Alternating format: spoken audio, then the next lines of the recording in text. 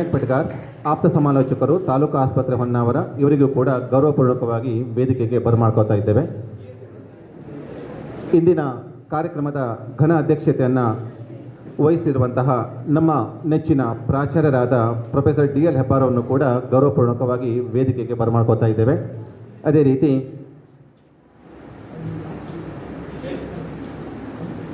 IQAC coordinator ಹಾಗೂ English ವಿಭಾಗದ ಮುಖ್ಯಸ್ಥರಾದ ಡಾಕ್ಟರ್ MJ ಹೆಗ್ಡೆರನ್ನು ಕೂಡ ವೇದಿಕೆಗೆ ಪ್ರೀತಿಪೂರ್ವಕವಾಗಿ ಬರಮಾಡ್ಕೋತಾ ಇದ್ದೇವೆ. ಉತ್ತಮ ಸರ್ಕಾರಕ್ಕಾಗಿ ಮತದಾನ, ಹಸಿವ ನೀಗಲು ಅನ್ನದಾನ, ಬದುಕಿನ ಬೆಳಕಿಗೆ ನೇತ್ರದಾನ, ಜೀವವೊಂದನ್ನು ಉಳಿಸಲು ರಕ್ತದಾನ, ದಾನಗಳಲ್ಲಿಯೇ ಶ್ರೇಷ್ಠ ದಾನ ರಕ್ತದಾನ. ಒಂದು ಜೀವದ ಅಳಿವು ಉಳಿವಿನ ನಡುವೆ ಜೀವದಾನದ ಮಹತ್ ಕಾರ್ಯವೇ ರಕ್ತದಾನ. ಜೀವಜಲದಂತೆ ಈ ಜೀವದ್ರವವು ಅತ್ಯದ್ಭುತ, ಅಮೋಘ, ಅವಶ್ಯಕವು. ನರನಾಡಿಗಳಲ್ಲಿ ಅನುರಕ್ತವು ಈ ರಕ್ತವು. ನೀಡಿದಷ್ಟು ಉತ್ಪತ್ತಿಯು ಬರಿದಾಗದ ಅಮೃತವು. ಯುವಶಕ್ತಿಯೇ ಜಾಗೃತರಾಗಿ ಅರಿವು ಮೂಡಿಸಿರಿ ರಕ್ತದಾನದ ಪರಿಯ. ಬರಿದಾಗದ ಸಂಪನ್ಮೂಲವಿದ್ದಂತೆ ಮೊಗೆದಷ್ಟು ಬಗೆದಷ್ಟು ಕೊಟ್ಟಷ್ಟು ಉದ್ಭವಿಸುವ ಜೀವಜಲವಿದು. ರಕ್ತದ ಉಡುಗೊರೆ ಜೀವನದ ಉಡುಗೊರೆ. ಮಾನವ ರಕ್ತಕ್ಕೆ ಪರ್ಯಾಯವಿಲ್ಲ. ರಕ್ತದಾನ ಮಾಡಿ ಜೀವ ಉಳಿಸೋಣ. ಕಾರ್ಯಕ್ರಮವನ್ನು ಪ್ರಾರಂಭಿಸ್ತಾ ಇದ್ದೇವೆ. ಮಂಗಲಮೂರ್ತಿ ಪ್ರಣವ ಸ್ವರೂಪ ಲಂಬೋದರ ಗಣಪ ನೀ ವಿಶ್ವವ್ಯಾಪ. ಸಕಲ ಚರಾಚರಗಳಿಗೆ ನೀ ಅಧಿಪ. ಲೀಲಾ ವಿನೋದಿ ಕರುಣಿಸೋ ಗಣಪ. ನೀನೇ ಪ್ರೇರಕ ಕಲಾ ಪ್ರೇಕ್ಷಕ. ನಮಿಸುವೆ ನಿನಗೆ ನತಮಸ್ತಕ. ಕಾರ್ಯಕ್ರಮವನ್ನು ವಿಘ್ನ ವಿನಾಶಕ ಏಕದಂತ ಗಣನಾಯಕನ ಪ್ರಾರ್ಥನೆಯೊಂದಿಗೆ ಪ್ರಾರಂಭಿಸ್ತಾ ಇದ್ದೇವೆ. ಪ್ರಾರ್ಥನೆಗಾಗಿ BC ವಿಭಾಗದ ಭಾಗ್ಯಲಕ್ಷ್ಮಿ ಭಟ್ ವೇದಿಕೆಗೆ.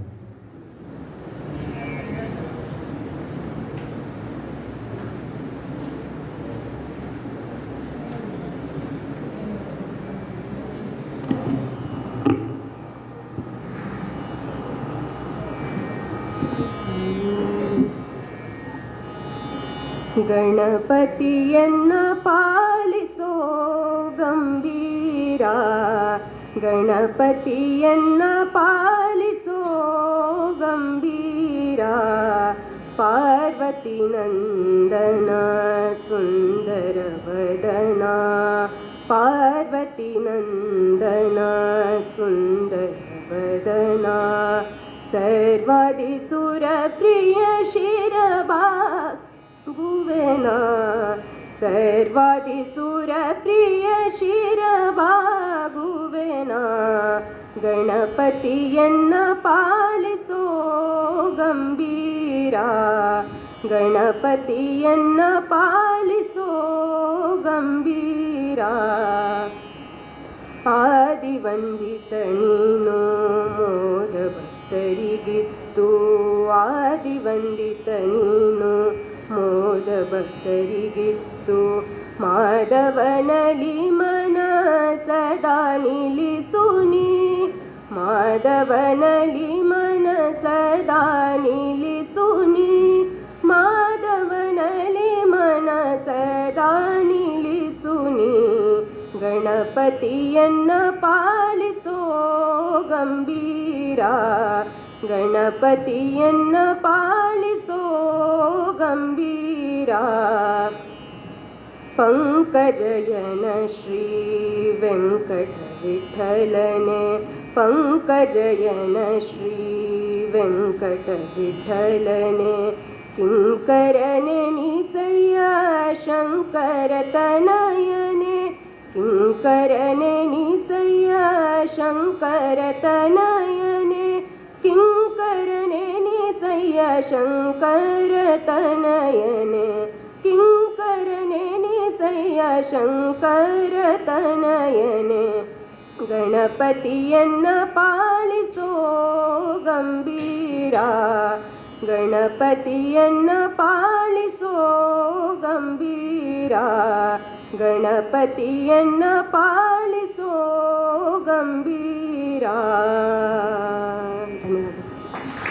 ವಿಘ್ನ ವಿನಾಶಕ ಏಕದಂತ ಗಣನಾಯಕನ ಸ್ತುತಿಯೊಂದಿಗೆ ಕಾರ್ಯಕ್ರಮಕ್ಕೆ ಶುಭ ಚಾಲನೆ ನೀಡಿದಂತಹ ಭಾಗ್ಯಲಕ್ಷ್ಮಿ ಇವರಿಗೆ ಧನ್ಯವಾದಗಳು.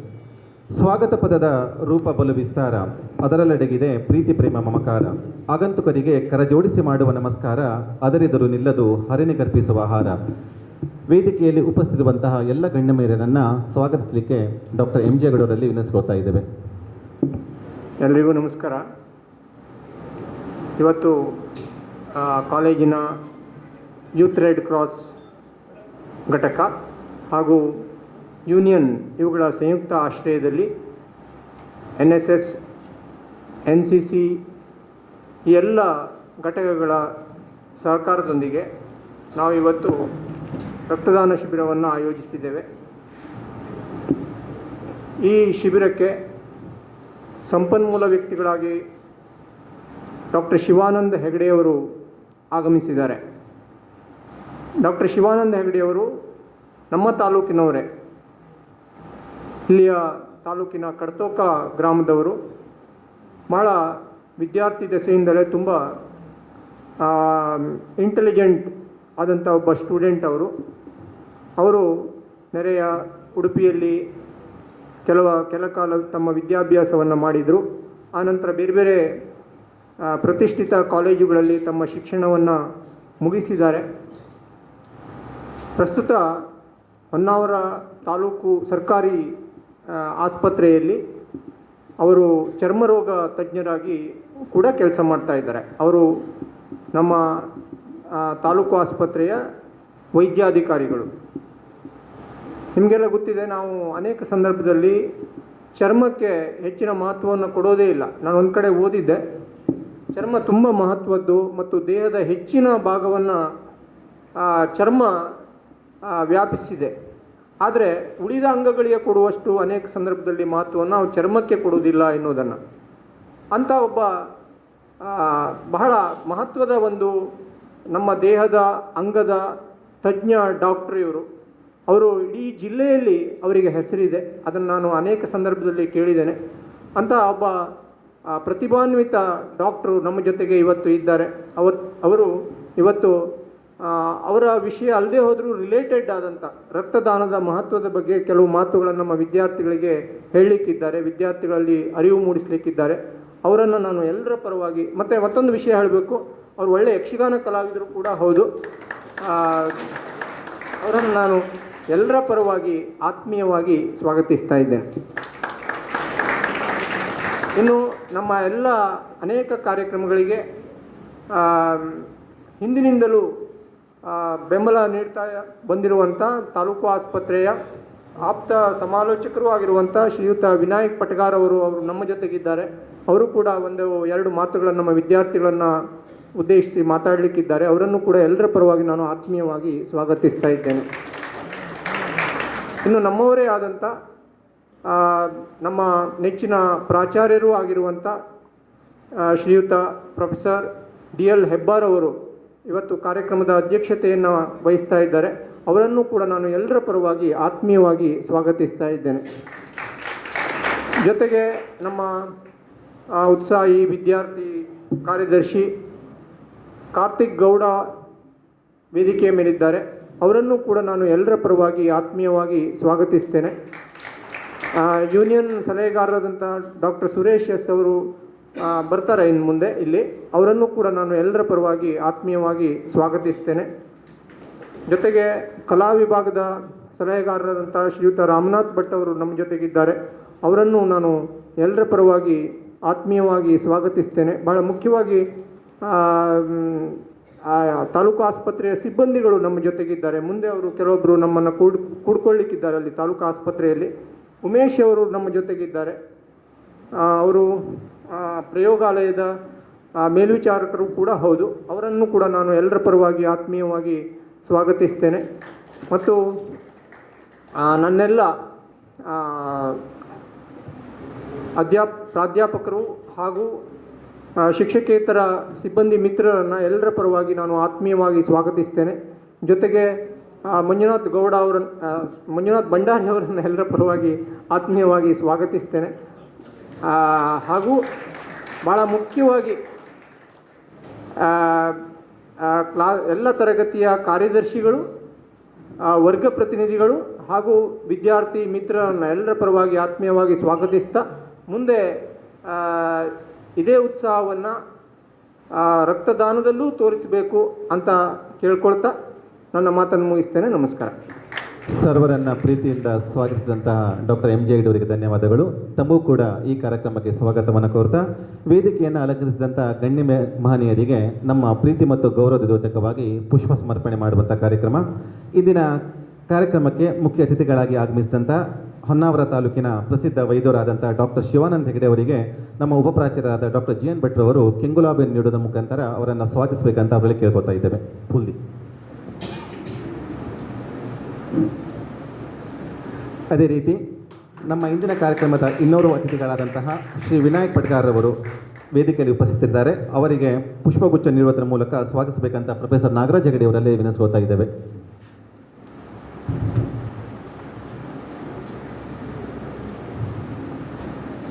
ನಮ್ಮ ನೆಚ್ಚಿನ ಪ್ರಾಚಾರ್ಯರಾದಂಥ ಪ್ರೊಫೆಸರ್ ಡಿ ಆರ್ ಹೆಬ್ಬಾರ್ ಅವರು ಇಂದಿನ ಕಾರ್ಯಕ್ರಮದ ಅಧ್ಯಕ್ಷತೆ ವಹಿಸಿದ್ದಾರೆ. ಅವರನ್ನು ಕಾರ್ಯಕ್ರಮಕ್ಕೆ ಸ್ವಾಗತಿಸಿದ ಅವರಿಗೆ ಪ್ರೊಫೆಸರ್ ಎನ್ ಜಿ ಅನಂತಮೂರ್ತಿ ಅವರು ಪುಷ್ಪವನ್ನು ನೀಡುವುದರ ಮೂಲಕ ಸ್ವಾಗತಿಸಬೇಕಂತ ಅವರಲ್ಲಿ ವಿನಂತಿ.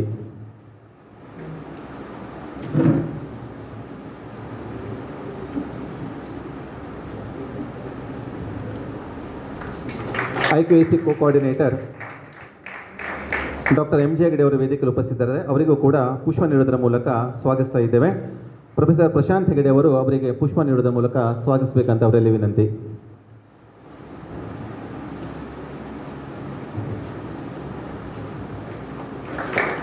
ಯೂನಿಯನ್ ಸಲಹೆಗಾರರಾದಂಥ ಡಾಕ್ಟರ್ ಸುರೇಶ್ ಅವರು ವೇದಿಕೆಗೆ ಬರಬೇಕಂತ ಅವರು ವಿನಂತಿಸ್ಕೊಳ್ತಾ ಅವರಿಗೂ ಕೂಡ ಸ್ವಾಗತವನ್ನು ಕೋರ್ತಾ ಅವರಿಗೆ ರೋಹಿತ್ ಡಿ ಸಿಲ್ವಾರ್ ಅವರು ಪುಷ್ಪ ನೀಡುವುದರ ಮೂಲಕ ಸ್ವಾಗತಿಸಬೇಕಂತ ಕೇಳ್ಕೊತಾ ಇದ್ದೇವೆ.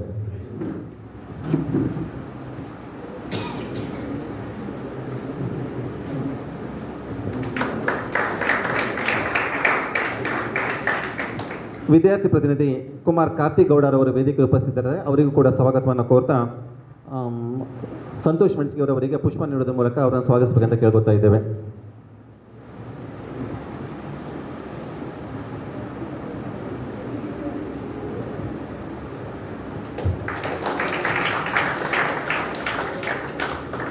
ಧನ್ಯವಾದಗಳು. ಅಂಜುವ ಅಳುಕುವ ಅವಶ್ಯಕತೆ ನಿನಗಿಲ್ಲ, ನಂಜಿಗೆ ಬೆದರದೆ ಮುನ್ನುಗ್ಗು, ನಾನು ನನ್ನದೆನ್ನುವುದನ್ನು ಬಿಟ್ಟು ನಡೆ ದಾನದೆಡೆಗೆ ಚಿತ್ತವಿಟ್ಟು ಎನ್ನುವುದು ಕವಿವಾಣಿ. ಇಂದಿನ ಕಾರ್ಯಕ್ರಮಕ್ಕೆ ಮುಖ್ಯ ಅತಿಥಿಗಳಾಗಿ ಆಗಮಿಸಿದಂತಹ ಡಾಕ್ಟರ್ ಶಿವಾನಂದ ಹೆಗಡೆಯವರು ರಕ್ತದಾನ ಹಾಗೂ ರಕ್ತದಾನದ ಮಹತ್ವ ಕುರಿತು ಮಾತಾಡಲಿಕ್ಕಿದ್ದಾರೆ. ಅವರ ಮಾತಿಗಾಗಿ ಈ ಸಮಯ ತೆರೆದುಕೊಳ್ತಾ ಇದೆ. ಎಲ್ರಿಗೂ ನಮಸ್ಕಾರ. SDM ಕಾಲೇಜ್, ವಿವಿಧ ವಲಯಗಳು ಹಾಗೂ ತಾಲೂಕು ಆಸ್ಪತ್ರೆ ಹೊನ್ನಾವರ ಇವರ ಒಂದು ಆಶ್ರಯದಲ್ಲಿ ಇವತ್ತಿನ ಪ್ರತಿ ವರ್ಷದಂತೆ ಈ ವರ್ಷನ ಬ್ಲಡ್ ಡೊನೇಷನ್ ಕ್ಯಾಂಪ್ ಇವತ್ತು ನಡೀತಾ ಇದೆ. ವಿನಾಯಕ್ ಅವರು ನಿನ್ನೆ ಬಂದು ಡಾಕ್ಟರ್ ರಾಜೇಶ್ ಕಣಿ ಅವರಿಲ್ಲ, ಉಷಾ ಆಸ್ತಿಗಾರ್ ಅವರು ಇಲ್ಲ, ನೀವು ಬರ್ತೀರಾ ಅಂತ ಕೇಳಿದಾಗ ನಾನು ಏನೂ ಯೋಚನೆ ಮಾಡ್ದೇ ಒಪ್ಕೊಂಡೆ ಈ ಕಾರ್ಯಕ್ರಮಕ್ಕೆ. ಯಾಕಂದರೆ ರಕ್ತದಾನ ಮಹಾದಾನ, ಶ್ರೇಷ್ಠ ದಾನ. ರಕ್ತದಾನದ ಕಾರ್ಯಕ್ರಮದಲ್ಲಿ ಭಾಗವಹಿಸಲಿಕ್ಕೆ ವೈದ್ಯಕೀಯ ವಲಯದಲ್ಲಿರೋರು ಯಾರೂ ಬರುವುದಿಲ್ಲ ಅಂತ ಹೇಳೋದಿಲ್ಲ. ಯಾಕಂದರೆ ಅದರ ಮಹತ್ವ ವೈದ್ಯಕೀಯ ವೃತ್ತಿ ಮಾಡ್ತಾ ಇರೋರು ಪ್ರತಿಯೊಬ್ಬರಿಗೂ ಗೊತ್ತು. ಯಾಕಂದರೆ ಎಮರ್ಜೆನ್ಸಿ ಟೈಮಲ್ಲಿ ನಮ್ಗೆ ಹೆಲ್ಪ್ ಮಾಡೋದೇ ಬ್ಲಡ್ಡಿಗೆ ಆರ್ಟಿಫಿಷಿಯಲ್ ಆಗಿ ತಯಾರು ಮಾಡಲಿಕ್ಕೆ ಆಗೋದಿಲ್ಲ, ನಿಮಗೆಲ್ಲ ಗೊತ್ತಿದೆ. ಆದ್ದರಿಂದ ಇವತ್ತಿನ ಕಾರ್ಯಕ್ರಮಕ್ಕೆ ನಾನು ಯಾವುದೇ ಕಾರಣಕ್ಕೂ ಬರೋದಿಲ್ಲ ಅಂತ ಹೇಳಲಿಲ್ಲ. OPD ಇದ್ದರೂ ಸಹಿತ ನಾನು ಇವತ್ತು ನಿಮ್ಮ ಜೊತೆ ಇದ್ದೇನೆ. ವೇದಿಕೆಯ ಮೇಲೆ ಉಪಸ್ಥಿತರಿರುವಂತಹ ಇವತ್ತಿನ ಕಾರ್ಯಕ್ರಮದ ಅಧ್ಯಕ್ಷರಾದಂತಹ ಮಾನ್ಯ DL ಹೆಬ್ಬಾರ್ ಅವರೇ ಹಾಗೂ ಉತ್ಸಾಹಿ ಡಾಕ್ಟರ್ ಎಂ ಜಿ ಹೆಗಡೆ ಅವರೇ ಹಾಗೂ ನಮ್ಮ ಸಹೋದ್ಯೋಗಿ ವಿನಾಯಕ್ ಅವರೇ ಹಾಗೂ ಸುರೇಶ್ ಅವರೇ, ವಿದ್ಯಾರ್ಥಿ ಸಮೂಹದ ಕ್ಯಾಪ್ಟನ್ ಆದಂತಹ ಕಾರ್ತಿಕ್ ಅವರೇ ಹಾಗೂ ಎದುರುಗಡೆ ನಡೆದಿರುವಂಥ ಎಲ್ಲ ವಿದ್ಯಾರ್ಥಿನಿಯರೇ, ನಾನು ಈ ಒಂದು ಕಾರ್ಯಕ್ರಮವನ್ನು ಅತಿಥಿಯಾಗಿ ಮಾತಾಡೋ ಮೊದಲು ಒಂದು ಸಣ್ಣ ವಿಷಯವನ್ನು ನಿಮ್ಮ ಜೊತೆ ಡಿಸ್ಕಸ್ ಮಾಡಲಿಕ್ಕೆ ಇಷ್ಟಪಡ್ತೇನೆ. ಈಗ ಒಂದು ತಿಂಗಳ ಹಿಂದಿನ ಮಾತು. ನಿಮ್ಗೆ ಗೊತ್ತಿದೆ, ನಮ್ಮ ತಾಲೂಕು ಆಸ್ಪತ್ರೆ ರೆಫರಲ್ ಆಸ್ಪತ್ರೆ. ಇಲ್ಲಿ ನಾವು 7-8 ಜನ ಡಾಕ್ಟರ್ಸ್ ಇದ್ದೇವೆ. ಎಲ್ಲ ವಿಭಾಗಕ್ಕೂ ಒಬ್ಬೊಬ್ಬರು ಇದ್ದಾರೆ. ಹೆರಿಗೆ ವಿಭಾಗಕ್ಕೂ ಡಾಕ್ಟರ್ ಇದ್ದಾರೆ, ಆರ್ಥೋಪೆಡಿಕ್ಸ್ ಇದ್ದಾರೆ, ನಂದು ಸ್ಕಿನ್ ವಿಭಾಗ, ಹಾಗೆ ಮೆಡಿಸಿನ್ ವಿಭಾಗ ಇದೆ. ಒಂದು ತಿಂಗಳ ಹಿಂದೆ ನಮ್ಮಲ್ಲೇ ಆದಂಥ ಘಟನೆ. ಒಂದು ನಾರ್ಮಲ್ ಆಗಿ ನಮ್ಮಲ್ಲಿ, ನಾನು ಸಹಿತ ಆ ದಿವಸ OPD ಯಲ್ಲಿದ್ದೆ, ನಮ್ಮಲ್ಲಿ ಒಂದು ಡೆಲಿವರಿ ಆಯಿತು. ಡೆಲಿವರಿ ಆಯಿತು, ಮಗುನೂ ಚೆನ್ನಾಗಿದೆ, ತಾಯಿನೂ ಚೆನ್ನಾಗಿದೆ, ಎಲ್ಲರೂ ಊಟಕ್ಕೆ ಹೋಗೋ ಟೈಮು. ಅಷ್ಟರಲ್ಲಿ ಎಮರ್ಜೆನ್ಸಿ ಲೇಬರ್ ರೂಮಿಂದ ಸಿಸ್ಟ್ರು ಫೋನ್ ಮಾಡ್ತಾರೆ, ಯಾಕೋ ತಾಯಿಗೆ ತುಂಬ ಬ್ಲೀಡಿಂಗ್ ಆಗ್ತಾ ಇದೆ, ಸ್ವಲ್ಪ ಡೌನ್ ಆಗಿಬಿಟ್ಟಿದ್ದಾಳೆ, ಬಿ ಪಿ ಎಲ್ಲ ಲೋ ಆಗಿದೆ ಅಂತ. ಕೂಡಲೇ ನಮ್ಮಲ್ಲಿ ಹೆರಿಗೆ ವಿಭಾಗದ ವೈದ್ಯರು ಓಡೋಗಿ ನೋಡಿದಾಗ ತುಂಬ ಬ್ಲೀಡಿಂಗ್. ಅದು ಹೆರಿಗೆಯಲ್ಲಿ ಎಷ್ಟೊತ್ತಿಗೂ ಕಾಂಪ್ಲಿಕೇಶನ್ ಆಗುವಂಥದ್ದು. ಅದು ನ್ಯಾಚುರಲ್ ಆಗಿ ಕೆಲವರಿಗೆ 100ಕ್ಕೆ 1 ಅಥವಾ 1000ಕ್ಕೆ 1 ಆಗುವಂತಹ PPH ಅಂತ ಹೇಳ್ತೀವಿ ನಾವು, ಅದಾಗಿದೆ. ಯಾವುದೇ ಕಾರಣ ಇಲ್ಲ, ಎಲ್ಲ ಹೆಲ್ದಿಯಾಗಿದ್ದಂತಹ ನಾರ್ಮಲ್ ಡೆಲಿವರಿ ಆದಂತಹ ತಾಯಿ. ಸಡನ್ನಾಗಿ ಬಿ ಪಿ ಲೋ ಆಗಿದೆ, ಏನು ಮಾಡೋದು? ಅದಕ್ಕೆ ಮೇನ್ ಟ್ರೀಟ್ಮೆಂಟ್ ಅಂದರೆ ಏನು ಲಾಸ್ ಆಗಿದೆ ಬ್ಲಡ್ಡು ಅದನ್ನೇ ಕೊಡೋದು. ಬಟ್ ಬ್ಲಡ್ ನಿಮ್ಗೆ ಸಿಗೋದಿಲ್ಲ, ಔಷಧಿ ಬರ್ಕೊಟ್ರೆ ಬ್ಲಡ್ ಸಿಗೋದಿಲ್ಲ. ಆಗ ಅವರ ಕಡೆಯವರ ಹತ್ರ ಸರ್ ಹೇಳಿದ್ರು, ಏನಾದರೂ ಮಾಡಿ ನೀವು ಈಗ ಒಂದು 2 ಅಥವಾ 3 ಬಾಟ್ಲ್ ಬ್ಲಡ್ಡನ್ನು ನೀವು ತಂದರೆ ತಾಯಿಯನ್ನು ಉಳಿಸ್ಬೋದು, ಇಲ್ಲಾಂದರೆ ಕಷ್ಟ ಇದೆ ಅಂತ ಸ್ಟ್ರೇಟ್ ಅವೇ ಹೇಳಿದಾಗ ಅವರಿಗೂ ಸಹಿತ ಗಾಬರಿ ಆಗ್ತಾರೆ. ಎಲ್ಲಿ ಸಿಗ್ತದೆ ಏನು ಬ್ಲಡ್ಡು? ಅವ್ರಿಗೆ ಗೊತ್ತಿರೋದಿಲ್ಲ. ನಮ್ಮ ದೇವರ ದಯ, ನಮ್ಮಲ್ಲಿ ಹೆಚ್ಚಿನ ಆಸ್ಪತ್ರೆಗಳಿಲ್ಲ. ನಿಮ್ಗೆ ಗೊತ್ತಿದೆ, ಪ್ರತಿ ಪೇಪರಲ್ಲಿ ಬರ್ತದೆ ರೆಫರಲ್ ಹಾಸ್ಪಿಟ್ಲೇ ಇಲ್ಲ ನಮ್ಮಲ್ಲಿ, ಮೇನ್ ರೆಫರಿಂಗ್ ಹಾಸ್ಪಿಟ್ಲ್ ಬೇಕು ಅಂತ. ಆದರೆ ಲಕ್ಕಿಲಿ ನಮ್ಮ ಕುಮಟಾದಲ್ಲಿ ಒಂದು ಬ್ಲಡ್ ಬ್ಯಾಂಕ್ ಇದೆ. ಇವತ್ತು ಬ್ಲಡ್ ಡ್ರಾ ಮಾಡ್ಲಿಕ್ಕೆ ಬರೋರು ಅವರೇ ಅನಿಸುತ್ತೆ ಅಲ್ವೇನೆ. ಸೊ ಅವ್ರು ಏನು ಮಾಡ್ತಾರೆ, ಈ ಥರ ಕ್ಯಾಂಪ್ಗಳನ್ನು ಮಾಡಿ ಬ್ಲಡ್ಡನ್ನು ಇಟ್ಕೊಂಡಿರ್ತಾರೆ. ದೇವರ ದಯದಿಂದ ಆ ದಿವಸ ಅವಳಿಗೆ ಬೇಕಾದಂಥ ಬ್ಲಡ್ಡಲ್ಲಿ ತುಂಬ ಗ್ರೂಪ್ ಇದೆ. ಯಾರಿಗೋ ಬ್ಲಡ್ ಅಂತ ತೆಗೆದು ಇನ್ನೊಬ್ರಿಗೆ ಕೊಡ್ಲಿಕ್ಕೆ ಆಗೋದಿಲ್ಲ, ಅದಕ್ಕೆ ಗ್ರೂಪ್ಸ್ಗಳಿದ್ದಾವೆ. ಲಕ್ಕೀಲಿ ಆ ದಿವಸ ಸಿಕ್ತು. ನೀವು ಮೆಡಿಕಲ್ ಮಿರಾಕಲ್ ಅಂತ ಕೇಳಿರ್ತೀರಿ, ಎಷ್ಟೋ ಸಲ ಮಿರಾಕಲ್ಗಳಾಗ್ತವೆ. ಅವಳಿಗೆ 2 ಅಥವಾ 3 ಬ್ಲಡ್ ಪಾಸ್ ಆಗ್ತಿದ್ದಂಗೆ ಬಿ ಪಿ ಇಂಪ್ರೂವ್ ಆಯಿತು, ಅವಳಿಗೆ ಎಚ್ಚರ ಬಂತು, 100% ಶಿ ಬಿಕಮ್ ನಾರ್ಮಲ್. ಅದೇ ಬ್ಲಡ್ಡೇ ಇರದಿದ್ದರೆ ಅವಳು ನಿಜವಾಗ್ಲೂ ನಮ್ಮ ಜೊತೆ ಇರ್ತಿರಲಿಲ್ಲ, ಆ ಪಾಪಗೂ ಸಹಿತ ತಾಯಿ ಇರ್ತಿರಲಿಲ್ಲ, ಫ್ಯಾಮಿಲಿಗೆ ತಾಯಿ ಇರ್ತಿರಲಿಲ್ಲ.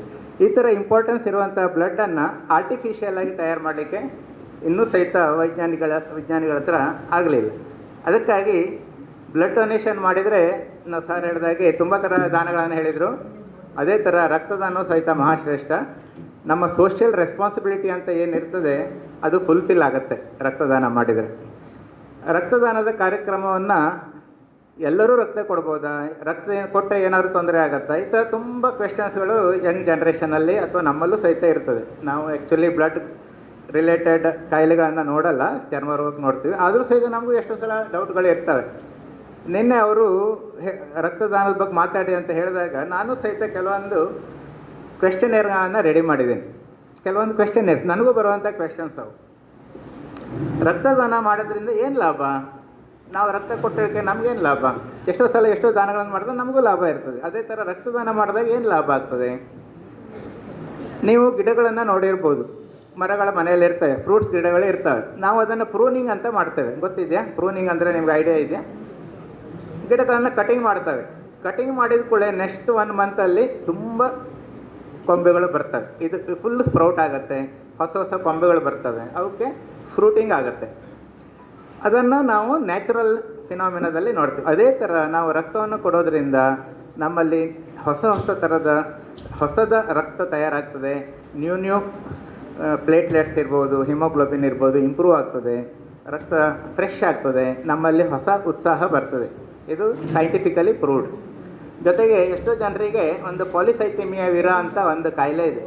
ಹಿಮೋಗ್ಲೋಬಿನ್ ತುಂಬ ಇರ್ತದೆ, 18ಕ್ಕಿಂತ ಜಾಸ್ತಿ ಆಗಿಬಿಡ್ತದೆ. ಅಂಥವರಿಗೆ ರಕ್ತ ಸಿಕ್ಕಿರ್ತದೆ. ಅಂಥವರಿಗೆ ನಾವು ಬ್ಲಡ್ ಡೊನೇಷನ್ ಮಾಡೋದ್ರಿಂದ ಅವರಲ್ಲಿರುವಂಥ ಹಿಮೋಗ್ಲೋಬಿನ್ ಓವರ್ಲೋಡ್, ಐರನ್ ಓವರ್ಲೋಡ್ ಕಡಿಮೆಯಾಗಿ ಅವರಲ್ಲಿ ಕಾಯಿಲೆ ಸಹಿತ, ಪಾಲಿಸೈಥೆಮಿಯಾ ವಿರಾ ಅಂತ ಕಾಯಿಲೆ ಸಹಿತ ಕಡಿಮೆ ಆಗುತ್ತೆ.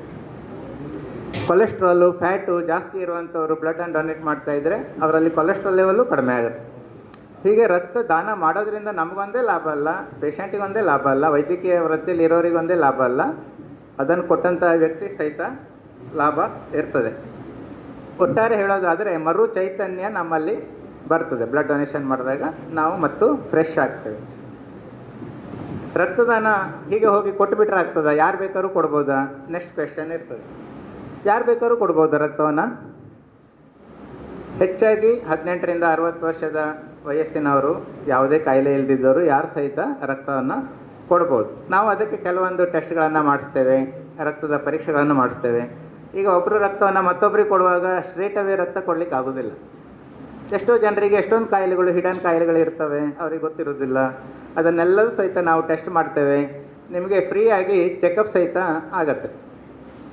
ರಕ್ತ ಕೊಡೋದ್ರಿಂದ ಎಷ್ಟೋ ಥರ ಕಾಯಿಲೆಗಳು ಹೊಸದಾಗಿ ಡಯಾಗ್ನೋಸ್ ಆದವರು ಎಷ್ಟೋ ಜನ ಇದ್ದಾರೆ, ಅವ್ರಿಗೆ ಕಾಯಿಲೆ ಇದೆ ಅಂತ ಗೊತ್ತೇ ಇರೋದಿಲ್ಲ. ಒಂದ್ಸಲ ರಕ್ತ ಕೊಟ್ಟಾಗ ಅದನ್ನು ಎಲ್ಲದೂ ಸ್ಕ್ರೂಟಿನಿ ಮಾಡಿದಾಗ, ಎಲ್ಲ ರೀತಿಯ ಬ್ಲಡ್ ಟೆಸ್ಟ್ಗಳನ್ನು ಮಾಡಿದಾಗ ಅವರಿಗೆ ಫ್ರೀಯಾಗಿ ಚೆಕಪ್ಪು ಆಗುತ್ತೆ. ಮತ್ತು ಅವರಲ್ಲಿ ಏನಾದರೂ ಟ್ರೀಟೇಬಲ್ ಅಂದರೆ ಗುಣಪಡಿಸುವಂತಹ ಕಾಯಿಲೆಗಳಿದ್ದರೆ ಅದಕ್ಕೆ ಸಂಬಂಧಪಟ್ಟ ಔಷಧಿಗಳನ್ನು ಸಹಿತ ಆದಷ್ಟು ಬೇಗ ತಗೊಂಡು ಅವರು ಗುಣ ಮಾಡಲಿಕ್ಕೆ ಆಗ್ತದೆ. ಇದು ಸಹಿತ ಒಂದು ರಕ್ತದಾನದಿಂದ ಆಗುವಂತಹ ಲಾಭ. ನಾವು ಹೆಚ್ಚಾಗಿ 18ರಿಂದ 60 ವರ್ಷದ ಎಲ್ಲ ವ್ಯಕ್ತಿಗಳನ್ನು ಬ್ಲಡ್ ಡೊನೇಷನ್ಗೆ ಕರಿತೇವೆ. ಕೆಲವೊಂದು ರಿಸ್ಟ್ರಿಕ್ಷನ್ಗಳಿದ್ದಾವೆ. ಈಗ ಸದ್ಯದಲ್ಲೇ ಜಾಂಡಿಸ್ ಆಗಿ ಗುಣ ಆಗಿರ್ತದೆ, ಅಥವಾ ಏನೋ ಒಂದು ಕಾಯಿಲೆಯಿಂದ ಸಫರ್ ಆಗ್ತಾ ಇರ್ತಾರೆ, ಅನ್ಕಂಟ್ರೋಲ್ಡ್ ಡಯಾಬಿಟಿಸ್ ಇರ್ತದೆ, ಅಥವಾ ಏನೋ ಒಂದು ಇನ್ಫೆಕ್ಷನ್ ಬಾಡಿಗೆ ಆಗಿರ್ತದೆ, ಅಥವಾ ಪ್ರೆಗ್ನೆನ್ಸಿ ಇರ್ತದೆ, ಇಲ್ಲಾಂದರೆ ಡೆಲಿವರಿ ಆಗಿ ಇನ್ನೂ 5-6 ತಿಂಗಳಾಗಿರೋದಿಲ್ಲ. ಅಂಥವರನ್ನು ಬಿಟ್ಟು ಹೆಚ್ಚಿನ ಯಂಗ್ ಜನ್ರೇಷನ್ಗಳಾಗಲಿ ಅಥವಾ ರುಟೀನಾಗಿ ಇರುವಂಥ ಎಲ್ಲ ವ್ಯಕ್ತಿಗಳು ರಕ್ತದ ದಾನವನ್ನು ಮಾಡ್ಬೋದು. ನಾವು ಏನೇನು ಟೆಸ್ಟ್ಗಳನ್ನು ಮಾಡ್ತೀವಿ ಅಂತಲೂ ಸಂಕ್ಷಿಪ್ತವಾಗಿ ಹೇಳ್ತೀನಿ, ಟೈಮ್ ಜಾಸ್ತಿ ಇಲ್ಲ. ನಾವು ಹೆಚ್ಚಾಗಿ ಅವರನ್ನು ಮೊದಲು ಬಂದ ಕೂಡಲೇ ಅವರಿಗೆ ಜನರಲ್ ಫಿಸಿಕಲ್ ಎಕ್ಸಾಮಿನೇಷನ್ ಅಂತ ಮಾಡ್ತೇವೆ. ಜನರಲ್ ಫಿಸಿಕಲ್ ಎಕ್ಸಾಮಿನೇಷನ್ ಅಂದರೆ ಅವರ ತೂಕವನ್ನು ನೋಡ್ತೇವೆ, ಅವರ ಪಲ್ಸ್ ರೇಟನ್ನು ನೋಡ್ತೇವೆ, ಅವರಿಗೆ ಅಂಡರ್ಲೈಯಿಂಗ್ ಯಾವ್ದಾದ್ರು ಕಾಯಿಲೆ. ಈಗ ನಿಮಗೆ ಯಾರ್ಯಾರು ರಕ್ತ ಕೊಡ್ಲಿಕ್ಕೆ ಬರ್ತಾರೆ ಅವರಿಗೆಲ್ಲ ಇದು ಪ್ರಾಕ್ಟಿಕಲ್ ಎಕ್ಸ್ಪೀರಿಯನ್ಸ್ ಆಗುತ್ತೆ. ಅದಕ್ಕೆ ಅದೊಂದು ಕೆಲವೊಂದು ಸ್ಟಾಫ್ಗಳಿರ್ತಾರೆ, ಒಬ್ಬೊಬ್ಬರು ಒಂದೊಂದು ಚೆಕಪ್ಗಳನ್ನು ಮಾಡ್ತೇವೆ. ನಾವು ಡಾಕ್ಟ್ರುಗಳು ಬಿ ಪಿ ನೋಡ್ತೇವೆ. ಬಿ ಪಿ ನಾರ್ಮಲ್ ಅಂದರೆ 120, 130ಗಿಂತ ಒಳಗಡೆ ಇದ್ದು 80ಕ್ಕಿಂತ ಕೆಳಗಡೆ ಇಲ್ಲಾಳಾದರೆ ಅಂಥವ್ರನ್ನು ಬ್ಲಡ್ ಡೊನೇಷನ್ನಿಗೆ ನಾವು ಸೆಲೆಕ್ಟ್ ಮಾಡ್ತೇವೆ. ತುಂಬ ಅನ್ಕಂಟ್ರೋಲ್ ಡಯಾಬಿಟಿಸ್ ಇದ್ದರೆ, ಅಥವಾ ತುಂಬ ಹೈಪರ್ ಟೆನ್ಷನ್ ಇದ್ದರೆ, ಅಥವಾ ಅವ್ರ ಪಲ್ಸ್ ರೇಟ್ ಜಾಸ್ತಿ ಇದ್ದರೆ ಅಂಥವ್ರನ್ನು ಮತ್ತೆ ರಿಪೀಟೆಡಾಗಿ ಚೆಕ್ ಮಾಡಿ ಒಂದು ಸಲ ಕಂಟ್ರೋಲ್ ಆದಮೇಲೆ ಅವರು ಡೊನೇಷನನ್ನು ಮಾಡ್ಬೋದು. ಆಮೇಲೆ ರಕ್ತದಲ್ಲಿ ಹಿಮೋಗ್ಲೋಬಿನ್ ಅಂತ ಒಂದು ಕಂಟೆಂಟ್ ಇರುತ್ತೆ. ಕಬ್ಬಿಣಾಂಶದ ಒಂದು ಚೆಕಪ್ ಮಾಡೋದಕ್ಕೆ ಹಿಮೋಗ್ಲೋಬಿನ್ ಅಂತ ಹೇಳ್ತೇವೆ. ಅದು ತುಂಬ ಕಡಿಮೆ ಇದ್ದರೆ ಅವರಿಗೆ ಬ್ಲಡ್ ಡೊನೇಷನ್ ಕೊಟ್ಟಾಗ ಬ್ಲಡನ್ನು ಕೊಟ್ಟರೆ ಡೆಫಿನೆಟ್ಲಿ ಅವರಿಗೆ ತೊಂದರೆ ಆಗ್ಬೋದು. ಅಂಥವರಿಗೆ ನಾವು ಟ್ರೀಟ್ಮೆಂಟ್ ಮಾಡಿಬಿಟ್ಟು ಮುಂದಿನ ಕ್ಯಾಂಪ್ಗಳಲ್ಲಿ ಅವರಿಗೆ ಸಿಲೆಕ್ಟ್ ಮಾಡ್ತೇವೆ. ಅದೇ ಥರ ಕೆಲವೊಂದು ಗೊತ್ತಿಲ್ಲದೆ ಇರುವಂಥ ಕೆಲವು ಲೈಂಗಿಕ ಕಾಯಿಲೆಗಳಿರ್ತವೆ, ನಿಮಗೆಲ್ಲ ಗೊತ್ತಿದೆ. HIV ಟೆಸ್ಟ್ಗಳನ್ನು ನಾವು ಸಹಿತ ಮಾಡ್ತೇವೆ. VDRL ಟೆಸ್ಟ್ ಅಂತ ಸಿಫಿಲಿಸ್ ಟೆಸ್ಟ್ ಮಾಡ್ತೇವೆ. ಎಷ್ಟೋ ಸಲ ಅವರ ಪರ್ಸ್ನಲ್ ಇದರಿಂದ ಅವರಿಗೆ ಕೆಲವೊಂದು ಕಾಯಿಲೆಗಳಿದ್ದರೆ ಅದನ್ನು ಡಯಾಗ್ನೋಸ್ ಮಾಡಲಿಕ್ಕೆ ಅಂತ ಕೆಲವೊಂದು ಲ್ಯಾಬ್ ಟೆಸ್ಟ್ಗಳನ್ನು ಸಹಿತ ನಾವು ಮಾಡ್ತೇವೆ. ನಾರ್ಮಲ್ಲಾಗಿ ನಮ್ಮ ದೇಹದಲ್ಲಿ 5ರಿಂದ 6 ಲೀಟ್ರ್ ಬ್ಲಡ್ ಇರ್ತದೆ. At a time 300 to 400 ml ರಕ್ತವನ್ನು ಕೊಟ್ಟಿರ್ತೇಳಿ ಯಾರಿಗೂ ಏನೂ ತೊಂದರೆ ಆಗಲ್ಲ. ಭಾಳ ಜನರಲ್ಲಿ ಅದು ತಪ್ಪ ಅಭಿಪ್ರಾಯ ಇದೆ, ನಾವು ರಕ್ತ ಕೊಟ್ಬಿಟ್ರೆ ರಕ್ತ ನಮಗೆ ಕಡಿಮೆ ಆಗಲ್ವಾ? ಆ್ಯಕ್ಚುಲಿ ಬ್ಲಡ್ ಸರ್ಕ್ಯುಲೇಟ್ ಆಗ್ತಾ ಇರುತ್ತೆ. 300 to 400 ml ಬ್ಲಡ್ಡನ್ನು ತೆಗೆದು ಹೇಳ್ತೇಳಿ ಯಾರಿಗೂ ತೊಂದರೆಗಳು ಆಗಲ್ಲ. ಮತ್ತು ಯಾವ್ಯಾವ ಟೆಸ್ಟ್ಗಳನ್ನು ಮಾಡ್ತೇವೆ ಅಂತ ಸ್ಮಾಲ್ ಆಗಿ ಹೇಳ್ತೀನಿ. ನಾನು ಹೇಳಿದಾಗೆ ಹೆಪಟೈಟಿಸ್ B ಜಾಂಡಿಸ್ ಕಾಯಿಲೆ, ಹೆಪಟೈಟಿಸ್ C ಜಾಂಡಿಸಿಂದ ಬರುವಂಥದ್ದು, HIV ಟೆಸ್ಟು, ಮತ್ತು ಲೈಂಗಿಕ ಕಾಯಿಲೆಗಳನ್ನ ಟೆಸ್ಟ್ಗಳು VDRL ಟೆಸ್ಟನ್ನು ಮಾಡ್ತೇವೆ.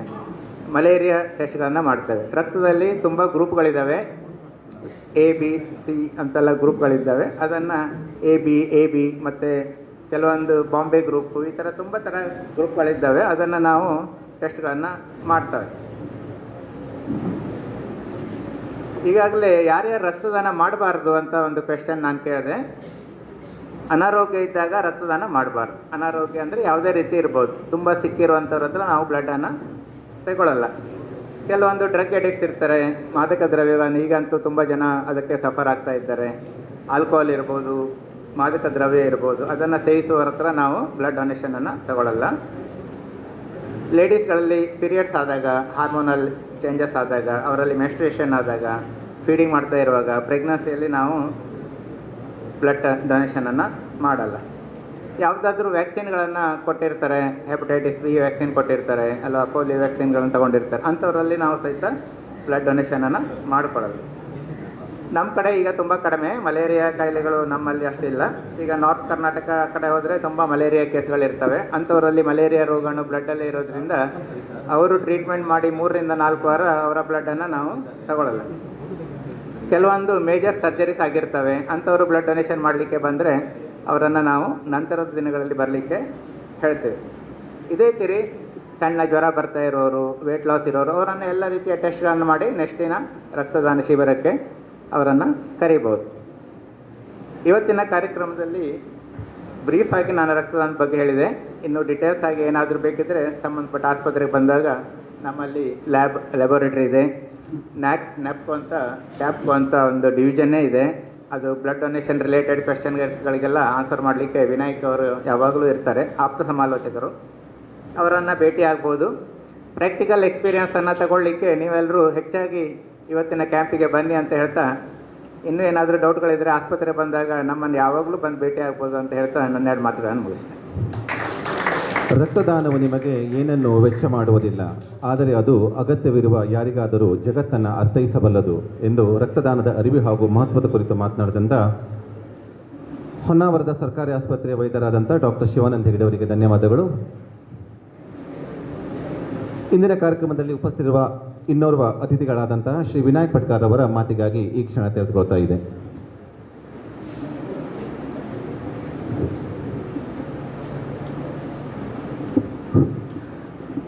ವೇದಿಕೆ ಮೇಲಿರುವ ಗಣ್ಯರೇ ಹಾಗೂ ವಿದ್ಯಾರ್ಥಿಗಳೇ ಮತ್ತು ಅಧ್ಯಾಪಕರು, ಇವತ್ತಿನ ಒಂದು ಈ ರಕ್ತದಾನ ಶಿಬಿರ ಪ್ರತಿ ವರ್ಷ ನಡೆಯುವಂಥದ್ದು. ಹಾಗೆ ನೋಡಿದರೆ ಹೊನ್ನಾವರ ತಾಲೂಕಿನಲ್ಲಿ ಫಸ್ಟ್ ನಮಗೆ ರಕ್ತದಾನ ಶಿಬಿರಕ್ಕೆ ಬರೋರು SDM ಕಾಲೇಜ್ನವರೇ. ಅವರಾಗೆ ಕೇಳಿಬಿಟ್ಟು ಪ್ರತಿ ಸಲ ಈ ರಕ್ತದಾನ ಶಿಬಿರವನ್ನು ಏರ್ಪಡಿಸ್ತಿದ್ದಾರೆ. ಇದನ್ನು ಯಾಕೆ ಹೇಳ್ತದೆ ಅಂದರೆ, ಅಕ್ಕಪಕ್ಕದ ತಾಲೂಕಿನಲ್ಲಿ ನೋಡಿದರೆ ಕುಮಟಾ ಹೈಯೆಸ್ಟ್ ಇದೆ ಕಾಲೇಜ್ ಮಕ್ಕಳಲ್ಲಿ ರಕ್ತದಾನ ಮಾಡುವಂಥ ಅಪ್ರೋಚ್. ಬಟ್ ನಮ್ಮ ಹೊನ್ನಾವರದಲ್ಲಿ SDM ಕಾಲೇಜ್ ಬಿಟ್ಟು ಮತ್ತು ಯಾವ ಕಾಲೇಜರು ಈ ರೀತಿ ಅಪ್ರೋಚ್ ಮಾಡಲಿಕ್ಕೆ ಬರ್ತಾ ಇಲ್ಲ. ಇನ್ನು ರಕ್ತದಾನದ ಏನು ಟೆಕ್ನಿಕಲ್ ಪಾಯಿಂಟು ಎಲ್ಲ ಹೇಳಿದ್ದಾರೆ ಡಾಕ್ಟ್ರು. ನಮ್ಮ ಭಾರತದ ಸಂಸ್ಕೃತಿ ನೋಡಿ, ನಾವು ಹುಟ್ಟುತ್ತಾನೆ ಈ ದಾನದ ಬಗ್ಗೆ ನಮಗೆ ಪರಿಕಲ್ಪನೆ ಬಂದಿರುತ್ತೆ ಕುಟುಂಬದಲ್ಲಿ. ನಮ್ಗೆ ಯಾರು ದಾನ ಮಾಡೋದನ್ನು ಹೇಳ್ಕೊಡ್ಬೇಕಾಗಿಲ್ಲ, ನಾವು ಹುಟ್ಟುತ್ತಾನೆ ಅದನ್ನು ಕಲ್ತ್ಕೊಂಡು ಬಂದಿರ್ತೀವಿ. ದೇವರಿಗೆ ಒಂದು ಹರಕೆ ಹಿಡಿದು ಕೊಡೋದ್ರಿಂದ ಹಿಡಿದು ಭಿಕ್ಷೆ ಬಿಡೋನಿಗೆ ಅನ್ನ ಕೊಡೋದ್ರಿಂದ ಇವೆಲ್ಲ ನಮ್ಮ ರಕ್ತಗತವಾಗಿ ಬಂದಿರೋದು. ಬಟ್ ರಕ್ತದಾನ ಮಾಡುವಲ್ಲಿ ಮಾತ್ರ ನಾವು ಅದನ್ನು ಅನುಸರಿಸ್ತಾ ಇಲ್ಲ, ಅನ್ನೋದು ತುಂಬ ಖೇದಕರ. ಯಾಕಂದರೆ ಭಾರತದಲ್ಲಿ ರಕ್ತದಾನ ಮಾಡಲಿಕ್ಕೆ ಎಲಿಜಿಬಿಲಿಟಿ ಇರೋದು ಕೇವಲ 30% ಮಾತ್ರ ಜನ ಎಲಿಜಿಬಿಲಿಟಿ ಆಗ್ತಾರಂತ. ಅದರಲ್ಲಿ ಎಲಿಜಿಬಿಲಿಟಿ ಆದವರಲ್ಲಿ ಕೇವಲ 10% ಅಷ್ಟೇ ಜನ ರಕ್ತದಾನ ಮಾಡಲಿಕ್ಕೆ ಮುಂದೆ ಬರ್ತಾ ಇದ್ದಾರಂತ. ಅಂದರೆ ಎಲಿಜಿಬಿಲಿಟಿ ಆದವರು ಅಷ್ಟು ಜನ ರಕ್ತದಾನ ಮಾಡಲಿಕ್ಕೆ ಮುಂದೆ ಬಂದರೂ ಸಹ ರಕ್ತದ ಕೊರತೆ ಇದಾಗುತ್ತದೆ. ಅಂದರೆ ಒಂದು ಅಂಕಿ ಸಂಖ್ಯೆ ಪ್ರಕಾರ ನಮ್ಮ ಆಸ್ಪತ್ರೆಯಲ್ಲಿ ಒಂದು 8 ಜನ ಅಡ್ಮಿಟ್ ಆಗಿದ್ದಾರೆ ಅಂದರೆ ಅವರಲ್ಲಿ ಒಬ್ಬರಿಗೆ ರಕ್ತದ ಅವಶ್ಯಕತೆ ಇರುತ್ತೆ ಅಂತ. ಅಷ್ಟರ ಮಟ್ಟಿಗೆ ರಕ್ತದ ಅವಶ್ಯಕತೆ ಇರುತ್ತೆ. ಬಟ್ ಅದನ್ನು ರಕ್ತ ದಾನ ಮಾಡಲಿಕ್ಕೆ ಏನು ಉತ್ಸಾಹ ಇದೆಯಲ್ಲ, ಅದು ಮಾತ್ರ ಯಾವುದೇ ಯುವಜನತೆಯಲ್ಲಿ ಕಾಣಲಿಕ್ಕೆ ತುಂಬ ಕಷ್ಟ ಆಗ್ತಾಯಿದೆ ಅಂತ ಈಗಿನ ದಿನಮಾನದಲ್ಲಿ. ಏನಂತ ನಾವು ಇವತ್ತು ಸಹಜವಾಗಿ ಸಣ್ಣ ಏಜಿಂದ ಹಿಡಿದು ವಯಸ್ಸಾದವರಿಗೆಲ್ಲರೂ ನಾವು ಇವತ್ತು ಇದರಲ್ಲಿ ಮುಳುಗೋಗಿದ್ದೇವಲ್ವ, ಮೊಬೈಲು, ಸಾಮಾಜಿಕ ಜಾಲತಾಣ. ಏನು ಮೊಬೈಲ್ನಲ್ಲಿ ನಾವು ತಲ್ಲೀನರಾಗಿದ್ದೇವೆ ಅಥವಾ ಸಾಮಾಜಿಕ ಜಾಲತಾಣದಲ್ಲಿ ನಮ್ಮ ಏನು ಉತ್ಸಾಹ ಇದೆ, ಅದೇ ಉತ್ಸಾಹವನ್ನು ಈ ರಕ್ತದಾನ ಮಾಡೋದ್ರಲ್ಲೂ ಕಾಣಿಸಿದರೆ ಬಹುಶಃ ರಕ್ತದ ಕೊರತೆ ಬರಲಾರದು ಅಂತ ಅನಿಸ್ತದೆ. ಇನ್ನೊಂದು ಎಲಿಜಿಬಿಲಿಟಿ, ಎಷ್ಟು ಯುವ ಜನತೆ ಈ HB ಲೆವೆಲ್, ಸಾಧಾರಣವಾಗಿ ನಾವು ಹೈಸ್ಕೂಲ್ ಲೆವೆಲಲ್ಲಿ ಕಾರ್ಯಕ್ರಮ ಕೊಡೋದಾಗಲ್ಲಿ HB ಲೆವೆಲ್ ತುಂಬ ಕಡಿಮೆ ಇರೋದೇ ಗೊತ್ತಾಗುತ್ತೆ. HB ಲೆವೆಲ್ ತುಂಬ ಕಡಿಮೆ ಇರೋದ್ರೆ ನಮ್ಮ ಆಹಾರದ ಪದ್ಧತಿಗಳ ಬಗ್ಗೆಯೂ ಒಂದ್ಸಲ ವಿಮರ್ಶೆ ಮಾಡ್ಕೊಳ್ಳುವಂಥದ್ದು ಸಹಜ. ಹಾಗಾಗಿ ಹೊನ್ನಾವರದಲ್ಲಿ ಇದು ನಿಮ್ಮ ಏನು SDM ಕಾಲೇಜ್ ವಿದ್ಯಾರ್ಥಿಗಳಿಗೆ ರಕ್ತದಾನದ ಉತ್ಸಾಹ ಇತರ ಎಲ್ಲ ಕಾಲೇಜಿನರಿಗೂ ಅದು ಪ್ರೇರಣೆ ಆಗಲಿ ಮತ್ತು ಹೆಚ್ಚಿನ ಸಂಖ್ಯೆಯಲ್ಲಿ ಮಕ್ಕಳು ಇದರ ಭಾಗವಹಿಸಿ ರಕ್ತದಾನವನ್ನು ಯಶಸ್ವಿಗೊಳಿಸಬೇಕು. ಆಲ್ಮೋಸ್ಟ್ ಉಳಿದಂತೆ ಸಾರ್ವಜನಿಕರಲ್ಲೂ ಸಹ ತುಂಬ ಕಡಿಮೆ ನಮ್ಮ ಹೊನ್ನಾವರದಲ್ಲಿ ರಕ್ತದಾನಕ್ಕೆ ಮುಂದಾಗಿ ಬರುವಂಥದ್ದು. ಹಾಗಾಗಿ ಪ್ರತಿ ಸಲನೂ ನಮ್ಮ ಬ್ಲಡ್ ಸ್ಟೋರೇಜ್ ಯೂನಿಟ್ನಲ್ಲಿ ರಕ್ತದ ಕೊರತೆ ಕಾಣಿಸ್ತಾನೆ ಇರ್ತದೆ. ನಮ್ಮದೇ ಒಂದು ಯೂನಿಟ್ ಇದೆ ಇಲ್ಲಿ, ಅಂದರೆ ಕಾರವಾರದಿಂದ ನಮ್ಗೆ ರಕ್ತವನ್ನು ಕೊಡ್ತಾರೆ, ನಮ್ಗೆ ಇಲ್ಲಿ ಬಂದು ತೆಗೆದಿಟ್ಕೊಳ್ತೇವೆ. ಬಟ್ ರಕ್ತ ತಂದು ಒಂದು ವಾರನೂ ಇರೋದಿಲ್ಲ. ಒಂದು 10 ಯೂನಿಟ್ ರಕ್ತವನ್ನು ತಂದಿಟ್ಕೊಂಡ್ರೆ ಎಷ್ಟು ಅವಶ್ಯಕತೆ ಇದೆ ಅನ್ನೋಕ್ಕೆ ಒಂದು ತಾಲೂಕು ಆಸ್ಪತ್ರೆಯಲ್ಲಿ ಒಂದು 10 ಯೂನಿಟ್ ರಕ್ತವನ್ನು ತಂದು ಒಂದು ವಾರ ಅನ್ನೋದು ಸ್ಟಾಕ್ ಮಾಡಿ ಇಡ್ಲಿಕ್ಕೆ ಆಗೋದಿಲ್ಲ, ಅಷ್ಟು ಖರ್ಚಾಗಿ ಹೋಗುತ್ತೆ. ವೇಟಿಂಗ್ ಲಿಸ್ಟ್ನಲ್ಲಿ ಅಂತವಲ್ಲ, ಏಜ್ ಆದ ಪರ್ಸನು ತುಂಬ ಜನ ಅದಕ್ಕೆ ವೇಟಿಂಗ್ ಲಿಸ್ಟ್ನಲ್ಲಿ ಇರ್ತಾರೆ. ಹಾಗಾಗಿ ನಾವು ಹೆಚ್ಚು ರಕ್ತದಾನ ಮಾಡಿದ ಹಾಗೆ ಹೊನ್ನಾವರಕ್ಕೆ ಹೆಚ್ಚು ನಾವು ಸ್ಟೋರೇಜ್ ಇಟ್ಕೊಳ್ಳೋಕೆ ಅನುಕೂಲ ಆಗ್ತಾ ಹೋಗುತ್ತೆ. ಮತ್ತು ಹೊನ್ನಾವರ ತಾಲೂಕಿಂದ ಹೆಚ್ಚು ರಕ್ತದಾನ ಕೊಡ್ತಿದ್ದಾರೆ ಅಂದರೆ ಯಾವುದೇ ಸಂದರ್ಭದಲ್ಲಿ ಹೋದಕ್ಕೂ ನಮಗೆ ರಕ್ತವನ್ನು ಕೊಡಲಿಕ್ಕೆ ಅಲ್ಲಿ ಕೇಳಲಿಕ್ಕೂ ನಮ್ಗೆ ಅನುಕೂಲ ಆಗುತ್ತೆ. ಹಾಗಾಗಿ ರಕ್ತದಾನವನ್ನು ಸಹ ಎಲ್ಲರೂ ನೀವು ಏನು ನಿಮ್ಮದೇ ಆದ ಬೇರೆ ಬೇರೆ ಉತ್ಸಾಹ ಕಾಣಿಸ್ತಾರೆ, ಅದರಲ್ಲಿ ರಕ್ತದಾನಕ್ಕೂ ಹೆಚ್ಚಿನ ಉತ್ಸಾಹ ಕಾಣಿಸಿ. ನಿಮ್ಮದೇ ಹುಟ್ಟುಹಬ್ಬ ಬರುತ್ತೆ, ನೀವೊಂದು ಎಕ್ಸಾಮಿಗೆ ಪಾಸ್ ಆಗಬೇಕಂತ ದೇವರಲ್ಲಿ ಹರಕೆ ಹೊರ್ತೀರಿ. ಹರಕೆ ಹೊರಬೇಕಾದ್ರೆ ಅದೊಂದು ತಲೆ ಕೂದಲು ಕೊಡ್ತೇವೆ, ಅದ್ರ ಬದಲು ಕೊಟ್ಟು ಒಂದು ರಕ್ತದಾನ ಮಾಡ್ತೆ ಅಂತ ಹೇಳ್ಕೊಬೇಡಿ. ಪಕ್ಕದ ಮನೆ ದೇವರಿಗೆ ಅದೊಂದು ಬಲಿ ಕೊಡ್ತೀರಿ, ಕೋಳಿ ಬಲಿ, ಅದ್ರ ಬದಲು ನಾವು ಹೋಗಿ ರಕ್ತದಾನ ಮಾಡ್ಬಾರ್ದಂತ ಹೇಳಿ, ಅದು ಸೇಮ್ ಆಗುತ್ತಲ್ವಾ. ಹಾಗೆ ಮಾಡಿದರೆ ಹೆಚ್ಚು ದೇವರಿಗೆ ಹರಕೆ ತೀರಿಸ್ದಂಗೆ ಆಗುತ್ತೆ, ನೀವು ಇನ್ನೊಬ್ಬರ ಜೀವನ ಉಳಿಸ್ದಂಗೆ ಆಗುತ್ತೆ, ದೇವರಿಗೂ ಖುಷಿ ಆಗುತ್ತೆ. ಹಾಗಾಗಿ ದಯವಿಟ್ಟು ಎಲ್ಲರೂ ರಕ್ತದಾನದಲ್ಲಿ ಭಾಗವಹಿಸಿ ಅಂತ ಹೇಳ್ತಾ ನನ್ನೊಂದು 2 ಮಾತನ್ನು ಮುಗಿಸ್ತೇನೆ. Thank you. ಶ್ರೀ ವಿನಾಯಕ್ ಪಟ್ಕಾರ್ ಅವರಿಗೆ ಧನ್ಯವಾದಗಳು. ಇಂದಿನ ಕಾರ್ಯಕ್ರಮದ ಘನ ಅಧ್ಯಕ್ಷತೆಯನ್ನು ನಮ್ಮ ನೆಚ್ಚಿನ ಪ್ರಾಚಾರ್ಯರಾದ ಪ್ರೊಫೆಸರ್ ಡಿ ಎಲ್ ಹೆಬ್ಬಾರ್ ವಹಿಸಿಕೊಂಡಿದ್ದಾರೆ. ಅವರ ಅಧ್ಯಕ್ಷೀಯ ಸಮಾರೋಪ ನುಡಿಗಾಗಿ ಈ ಸಮಯ.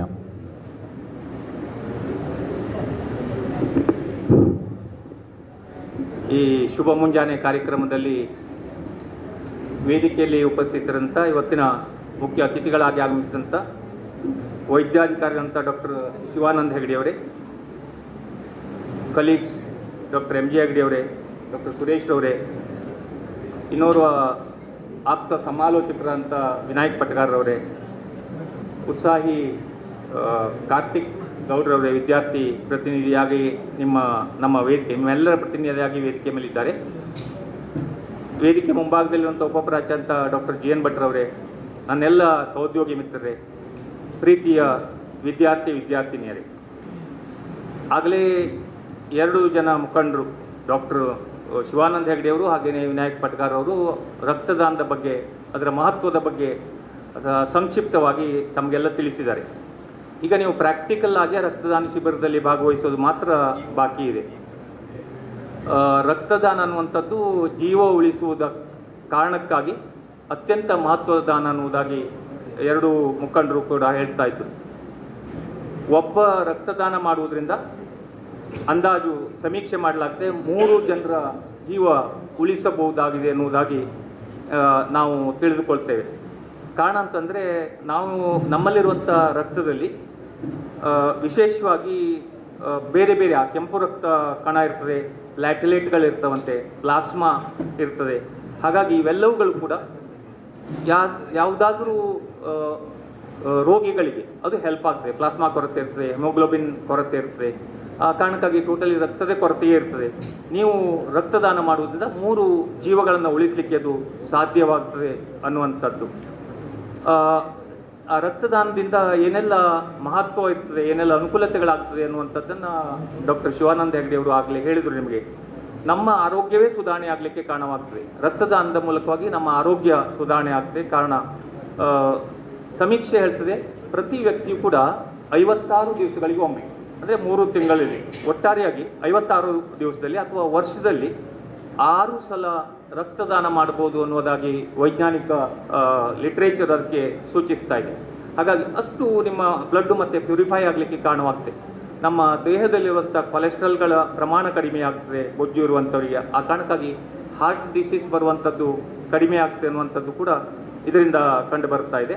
ಹಾಗೆಯೇ ಬಿ ಪಿ ಇರುವಂಥದ್ದು ಅದಕ್ಕೆ ನಾರ್ಮಲ್ ಸ್ಥಿತಿಗೆ ಬರಲಿಕ್ಕೆ ಕಾರಣವಾಗ್ತದೆ. ಇತರ ಹಲವಾರು ರೋಗಗಳ ಪತ್ತೆಗೆ ಕಾರಣವಾಗ್ತದೆ. ಈ ವೈಯಕ್ತಿಕವಾಗಿ ನಾವು ಬ್ಲಡ್ ಡೊನೇಷನ್ ಮಾಡ್ತೇನೆ ಅಂತ ಬಂದರೆ ಪ್ರಾಯಶಃ ಆಸ್ಪತ್ರೆಯಲ್ಲಿ ನೇರವಾಗಿ ಬ್ಲಡ್ ಡೊನೇಷನ್ಗೆ ತಗೊಳ್ಳುವುದಿಲ್ಲ.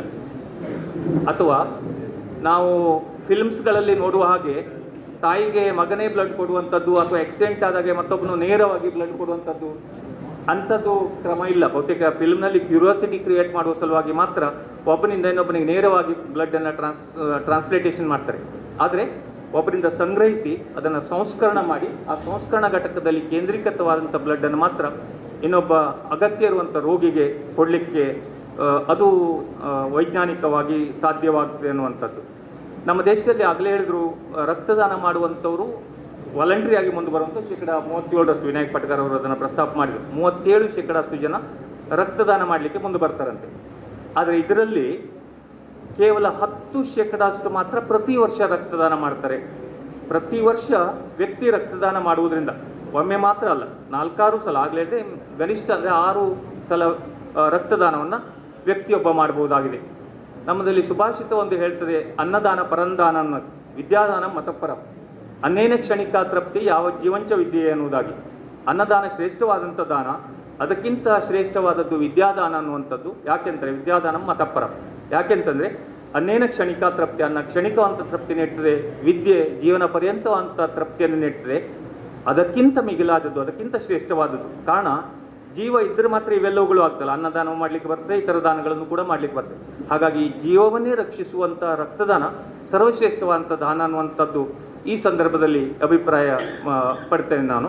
ಹಾಗೆಯೇ ಜನರಿಗೆ ರಕ್ತದಾನದಲ್ಲಿ ತಪ್ಪು ಕಲ್ಪನೆಗಳು ಕೂಡ ಇರ್ತದೆ. ಕೆಲವು ಸಂದರ್ಭದಲ್ಲಿ ವಿಜ್ಞಾನ ವಿಷಯವನ್ನು ಓದಿದವರಿಗೆ ಕೆಲವು ತಿಳುವಳಿಕೆ ಇರ್ಬೋದು. ಈಗ ನಮ್ಮಂಥ ಆರ್ಟ್ಸ್ ಬ್ಯಾಕ್ಗ್ರೌಂಡಿಂದ ಬಂದಂಥವರಿಗೆ, ಕಾಮರ್ಸ್ ಬ್ಯಾಕ್ಗ್ರೌಂಡಿಂದ ಬಂದಂಥವರಿಗೆ ಅವುಗಳಿಗೆ ಸಂಪೂರ್ಣ ತಿಳುವಳಿಕೆ ಇರುವುದಿಲ್ಲ. ರಕ್ತದಾನ ಮಾಡಿದ್ರೆ ನಮ್ಗೆ ಅಶಕ್ತತೆ ಆಗ್ತದೆ, ಅಷ್ಟು ರಕ್ತ ಕ್ರಿಯೇಟ್ ಆಗುವುದಿಲ್ಲ. ನಿಮ್ಮ ಪೂರ್ವಜರೆಲ್ಲ ನೀವು ಕೇಳಿದ್ರೆ ರಕ್ತದಾನ ಮಾಡ್ಲಿಕ್ಕೆ ಹೋಗಬೇಡ ಅಂತಾರೆ ಅವರು. ಆದರೆ ವೈಜ್ಞಾನಿಕವಾಗಿ 56 ದಿವಸಗಳಿಗೊಮ್ಮೆ ಯಾವುದೇ ನಾರ್ಮಲ್ ವ್ಯಕ್ತಿ ರಕ್ತದಾನ ಮಾಡಬಹುದಾಗಿದೆ ಅನ್ನೋದಾಗಿ ಹೇಳ್ತಾರೆ.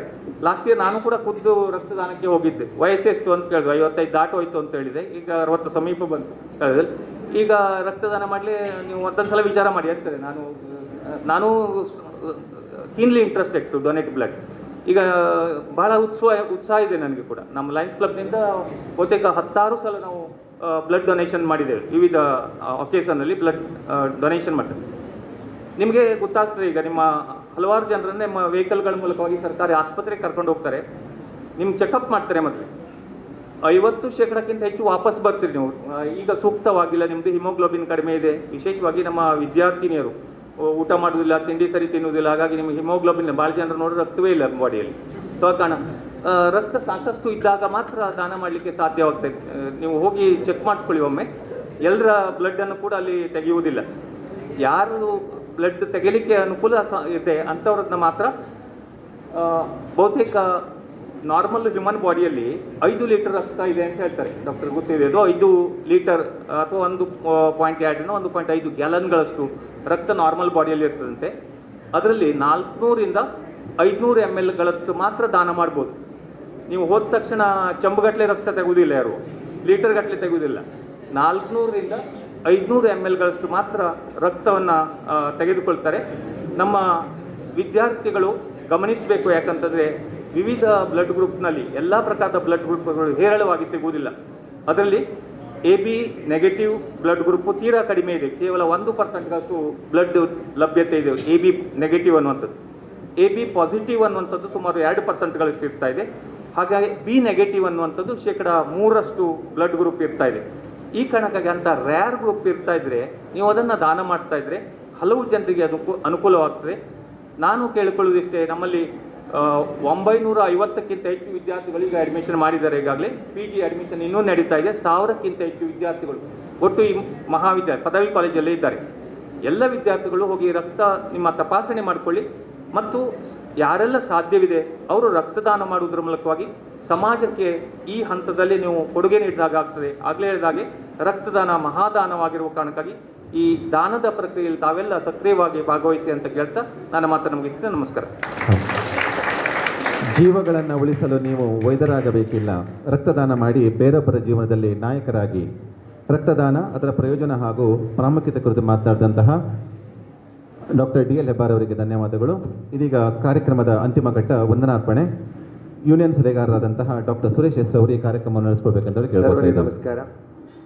STM ಪದವಿ ಮಹಾವಿದ್ಯಾಲಯದ ವಿದ್ಯಾರ್ಥಿ ಒಕ್ಕೂಟ ಹಾಗೂ ವಿವಿಧ ಸಂಘಟನೆಗಳು ಹಾಗೂ ತಾಲೂಕು ಆಸ್ಪತ್ರೆ ಹೊನ್ನಾವರ ಇವರ ಸಂಯುಕ್ತ ಆಶ್ರಯದಲ್ಲಿ ಇಂದು ಕೈಗೊಂಡ ಈ ರಕ್ತದಾನದ ಮಹತ್ವದ ಮತ್ತು ರಕ್ತದಾನ ಶಿಬಿರ, ಜಾಗೃತಿ ಶಿಬಿರ, ಈ ರಕ್ತದಾನ ಶಿಬಿರದಲ್ಲಿ ರಕ್ತದ ಮಹತ್ವವನ್ನು ಕುರಿತು ವೈಜ್ಞಾನಿಕವಾಗಿ ಮಾತನಾಡಿ ನಮ್ಮ ವಿದ್ಯಾರ್ಥಿಗಳಿಗೆ ಮನಮುಟ್ಟುವಂತೆ ಮಾತನಾಡಿದ ನಮ್ಮ ಹೊನ್ನಾವರ ತಾಲೂಕು ಆಸ್ಪತ್ರೆಯ ಚರ್ಮರೋಗ ತಜ್ಞರಾದ ಡಾಕ್ಟರ್ ಶಿವಾನಂದ್ ಹೆಗಡೆ ಅವರಿಗೆ ನಮ್ಮ ಎಲ್ಲ ಸಂಘಟನೆಗಳ ಪರವಾಗಿ ಹಾಗೂ ವೈಯಕ್ತಿಕವಾಗಿ ಹೃತ್ಪೂರ್ವಕ ಧನ್ಯವಾದಗಳನ್ನು ಅರ್ಪಿಸ್ತಾ ಇದ್ದೇನೆ. ಹಾಗೆಯೇ ಪ್ರತಿ ವರ್ಷ ನಾವು ಆಯೋಜಿಸುವ ರಕ್ತದಾನ ಶಿಬಿರದಲ್ಲಿ ಆಪ್ತ ಸಮಾಲೋಚಕರಾಗಿ ಈ ವರ್ಷನೇ ಅವರು ಸ್ವಲ್ಪ ಕಡಿಮೆ ಮಾತಾಡಿದರು, ವರ್ಷ ಒಳ್ಳೆ ಮಾಹಿತಿ ಕೊಡ್ತಾ ಇದ್ದರು. ಇವತ್ತು ಮಾಹಿತಿ ನೀಡಿದ್ದಾರೆ. ದಾನ ಮಾಡೋದು ಅಂದರೆ ನಾನು ಕುರಿ ಕೋಳಿ ಕೊಡೋ ಬದಲು ನೀವು ರಕ್ತದಾನ ಮಾಡಿ ಅಂತ ಒಂದು ಒಳ್ಳೆ ಸಲಹೆ ನೀಡಿದ್ದಾರೆ. ಹಾಗಾಗಿ ವಿನಾಯಕ್ ಪಟ್ಗಾರ್ ಅವರಿಗೆ ನಮ್ಮ ಎಲ್ಲ ಸಂಘಟನೆಗಳ ಪರವಾಗಿ ಧನ್ಯವಾದಗಳನ್ನು ಅರ್ಪಿಸ್ತಾ ಇದ್ದೇನೆ. ಅಧ್ಯಕ್ಷತೆ ವಹಿಸಿ ನಾನು ವಿಜ್ಞಾನ ವಿದ್ಯಾರ್ಥಿ ಅಲ್ಲ ಅಂದರೂ ಎಲ್ಲ ವಿಜ್ಞಾನ ವಿದ್ಯಾರ್ಥಿಗಳು ಬಯಾಲಜಿ ಸ್ಟೂಡೆಂಟ್ ಆಗಿ ಡಾಕ್ಟರ್ ಆಗಿ ಮಾತಾಡಿದ ಡಾಕ್ಟರ್ DL ಹೆಬ್ಬಾರ್ ಅವರಿಗೆ ಅನಂತ ಧನ್ಯವಾದಗಳು. ಸರ್ವರನ್ನು ಸ್ವಾಗತಿಸಿದ ನಮ್ಮ ರೆಡ್ ಕ್ರಾಸ್ನ ಮುಖ್ಯಸ್ಥರು, ನಮ್ಮ ಯೂನಿಯನ್ನ ಉಪಾಧ್ಯಕ್ಷರು ಆದ ಡಾಕ್ಟರ್ MG ಹೆಗಡೆ ಅವರಿಗೆ ಧನ್ಯವಾದಗಳನ್ನು ಅರ್ಪಿಸ್ತಾ ಇದ್ದೇನೆ. ವೇದಿಕೆಯಲ್ಲಿ ಉಪಸ್ಥಿತರಿರುವ ಜನರಲ್ ಸೆಕ್ರೆಟರಿ ಕಾರ್ತಿಕ್ ಗೌಡ ಅವರಿಗೆ ಎಲ್ಲ ವಿದ್ಯಾರ್ಥಿಗಳ ಪರವಾಗಿ ಹಾಗೂ ಮಹಾವಿದ್ಯಾಲಯದ ಎಲ್ಲ ಸಂಘಟನೆಗಳ ಪರವಾಗಿ ಧನ್ಯವಾದಗಳನ್ನು ಅರ್ಪಿಸುತ್ತಿದ್ದೇನೆ. ವೇದಿಕೆಯ ಮುಂಭಾಗದಲ್ಲಿ ಉಪಸ್ಥಿತಿರುವ ಎಲ್ಲ ನನ್ನ ಸಹೋದ್ಯೋಗಿ ಮಿತ್ರರಿಗೂ, ವಿದ್ಯಾರ್ಥಿ ಮಿತ್ರರಿಗೂ, doctor Shivaram Shastri, doctor M P ಕೃಪ್ಕಿ ಇನ್ಸ್ಟಿಟ್ಯೂಟ್ ಆಫ್ ಎಕ್ಸಲೆನ್ಸ್ನ ಡೈರೆಕ್ಟ್ರು, ಮತ್ತು ನಮ್ಮ ಶಿವಾನಂದ ಹೆಗಡೆ ಅವರ ಕ್ಲಾಸ್ಮೇಟ್ ಅಂತೆ. ಸೊ ಅವರಿಗೂ ಸಹ ನಾನಿಲ್ಲಿ ಧನ್ಯವಾದಗಳನ್ನು ಅರ್ಪಿಸ್ತಾ ಇದ್ದೇನೆ. ಇಲ್ಲಿ ಇರೋಕ್ಕಿಂತ ಹೆಚ್ಚಿನ ವಿದ್ಯಾರ್ಥಿಗಳು ಮೋಸ್ಟ್ಲಿ ರಕ್ತದಾನ ಮಾಡಲಿಕ್ಕಾಗಿ ಕ್ಯೂದಲ್ಲಿರಬೇಕು. ಸೊ ಅವರಿಗೂ ಮತ್ತು ಇಲ್ಲಿರೋ ಎಲ್ಲ ವಿದ್ಯಾರ್ಥಿಗಳಿಗೂ ಮತ್ತು ಮಾಸ್ಟರ್ ಆಫ್ ಸೆರೆಮನಿ ಭಂಡಾರಿಯವರಿಗೂ ಮತ್ತು ರಾಮನಾಥ್ ಭಟ್ ಅವರಿಗೂ ಧನ್ಯವಾದ ಅರ್ಪಿಸ್ತಾ ಸಭಾ ಕಾರ್ಯಕ್ರಮ ಮುಗಿದೆ. ಈಗೆಲ್ಲ ಶಿಕ್ಷಕರು ಹೆಚ್ಚಿನ ಸಂಖ್ಯೆಯಲ್ಲಿ ಬ್ಲಡ್ ಡೊನೇಟ್ ಮಾಡಬೇಕು ಅಂತ ಕೇಳ್ಕೊಳ್ತಾ, ಯುವ ಶಿಕ್ಷಕರು ಅಂತ ಹೇಳ್ತಿದ್ದಾರೆ ಪ್ರಾಚಾರ್ಯರು, ಎಲ್ಲರೂ ಒಂದು ಸರಿ ಕೊಡ್ಬೋದು, ನಾನು ಟ್ರೈ ಮಾಡ್ತೀನಿ ನೋಡುವ ನನ್ನ ಬ್ಲಡ್ ಬರುತ್ತಾ ತಗೊಳ್ತಾರ ಇಲ್ಲ ಅಂತ. ಹಾಗಾಗಿ ಎಲ್ಲರೂ ಭಾಗವಹಿಸ್ರಿ ಅಂತ ಹೇಳ್ತಾ ಇಲ್ಲಿಗೆ ಸಭಾ ಕಾರ್ಯಕ್ರಮ ಮುಕ್ತಾಯ ಆಗಿದೆ. ಧನ್ಯವಾದಗಳು.